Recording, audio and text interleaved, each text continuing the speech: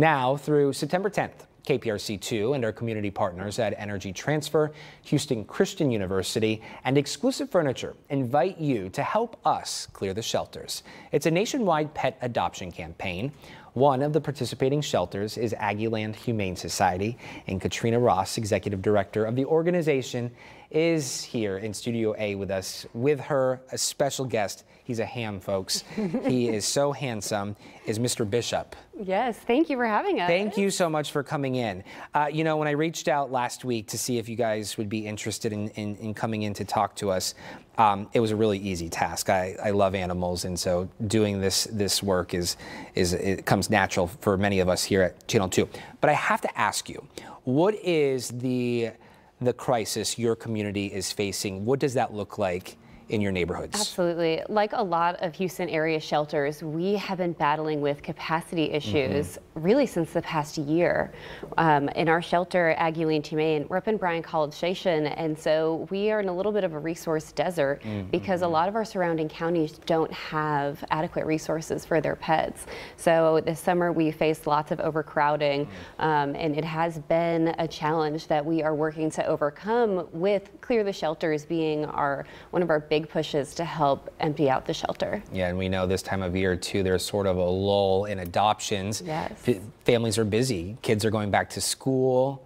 Yes, they're busy, and what we see being in A&M in Aggieland is a lot of students are our foster and volunteers. And so when they leave for the summer, May rolls around and then it becomes inundated. Yes, we get more pets because of puppy and kitten season, and then less folks to help care for them or adopt them. Talk to us. For people interested in getting involved with your organization, within that community, how can they go about doing so? We have so many options for folks, whether it is adoption, fostering, or even just borrowing a dog for a day with our Dog Day Out program. All those options are on our website at aggielandhumane.org, and it really is a low barrier process. You don't have to pay to apply or anything like that. If you have the will in your heart to help, we have a way that we can get you connected with pets. I love that. And you know, for folks, you know, interested in getting involved and you're not sure what's best for you, just stopping by, picking up the phone, dropping in, saying hello. Yes. You'll find what fits for you, whether that is adoption or fostering.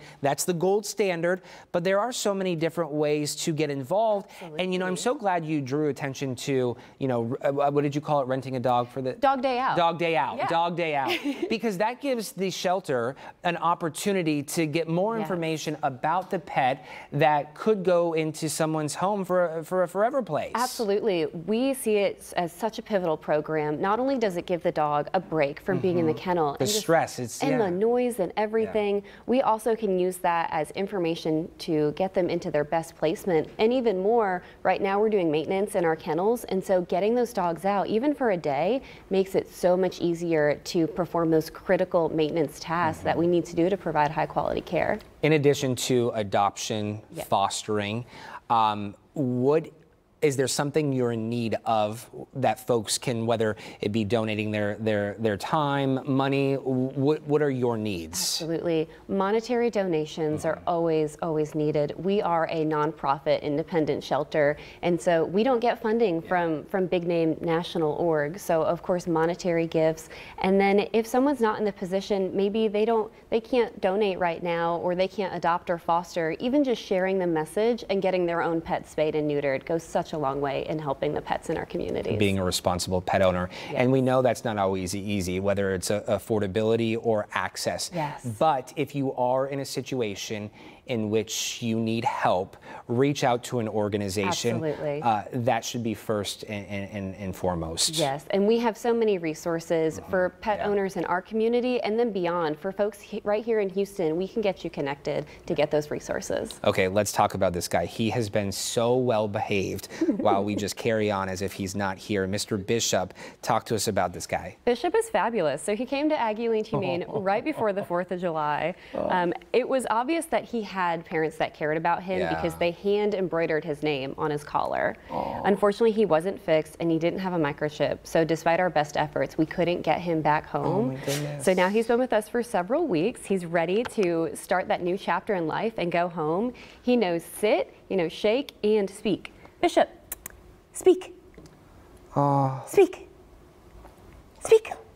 Good boy. Oh my He's being a little goodness. camera shy, but he will do a big bark for you on He command. is so beautiful. Maybe his family's watching too, wherever they are. Hopefully. We would love to get him back home, even if it's been several weeks. And at any shelter, sometimes we see folks go on vacation and they don't realize their pet went missing.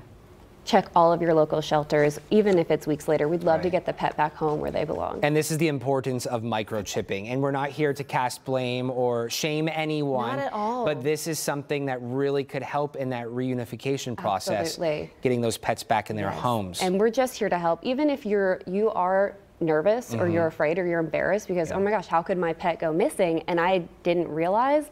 We're not here to ask you those questions. We just want to get the pet back home. And that's the common goal in all of our shelters here in the Houston areas. We just want to see the pets in those loving homes. I love that. Talk to us about adoption fees. Yes, so during Clear the Shelters, we are doing fee-waived adoptions. So free adoptions for any pet in our facility. We are doing a big end of the summer Clear the Shelter. So we'll be doing a 2-day event. It's going to be big and chaotic, but in the best way possible. That will be on September 6th and September 7th. We'll be doing Clear the Shelters. Currently, through the end of August, we're doing what we call Free Furry Friday. So every Friday up at Aggieland Humane, we're doing free pet adoptions, gearing up for Clear the Shelters. Hello, how are you? I think he smells Sully. Probably. Oh, he loves dogs. Is so handsome. So he's good with other dogs? Great with other dogs. He's one of our playgroup rock stars, so he gets to go out every morning and just romp around with all the other dogs in the yard. Glennie, I think Franklin and Winston might want to. Oh, no, no more ideas, Jack. No more ideas. He's ready to go home. I can just leave him here today. He's happy. I really hope he finds his forever home. I know he's going to. He's such a well-behaved boy, but it would be remarkable. It would be amazing to be able to find his family, his original family, who loved him and cared about him so much. Well, we so much appreciate you, Katrina, stopping by. Yes, thanks for having us. For more information on your shelter, where can folks go? Yes, best place to look is our website, aggielandhumane.org. And then on our socials, we post behind the scenes daily at Aggieland Humane. We're going to get connected on social. We're going to put this up on our social pages, my social pages, and we, of course, will put all of this information inside this article on our website, clicktohouston.com. Katrina, thank you so much for stopping by.